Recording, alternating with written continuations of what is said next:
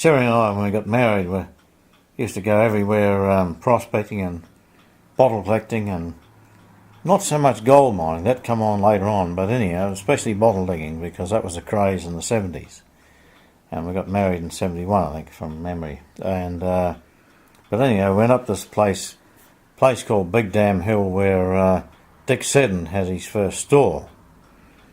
King Dick Seddon, who was the longest serving Prime Minister or Premier of New Zealand. And here was a little bloody hut site, and the only way you can tell a hut site is a square of stones about 6 foot wide and about 8 foot long. And we had this C.Scope metal detector, which we had bought from Jim Alexander at the Western Rock and Mineral Gallery on the way to Shantytown. And we're finding bits and pieces, mainly the old iron nails. And when I say iron, I don't mean steel, I mean iron, because they were made like horseshoe nails, and they didn't deteriorate in the ground as much as a modern nail would. So you're finding those, and I was getting a bit sick of it, so I said, have a go with the detector.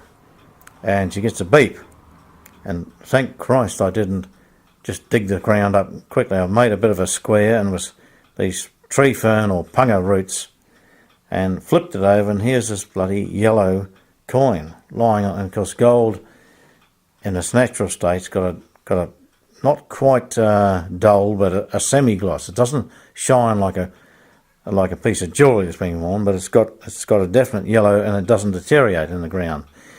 Here it was, and we knew it wasn't an ordinary half sovereign because we'd found some in Timaru years before, in 1975. And we didn't know what they were, but we took them to a jeweller, and he said they're half sovereign. So this was a half sovereign, but we didn't really know if it was worth anything or not. But when we got home and looked at it under a magnifying glass, that had Sydney Mint, Australia. It was 1855, and that was the very first year that the Sydney Mint in Sydney started to mint coins. And the half sovereign was only 15,000 minted. So this particular coin was a world-class rare coin. And Jim Alexander knew we had it, and then a mate down the road come about 4 months later. He just about bowled us. He said, that coin you got's worth a fortune, because in 1980 the gold price had soared to unbelievable levels, and these particular coins were fetching around $50,000.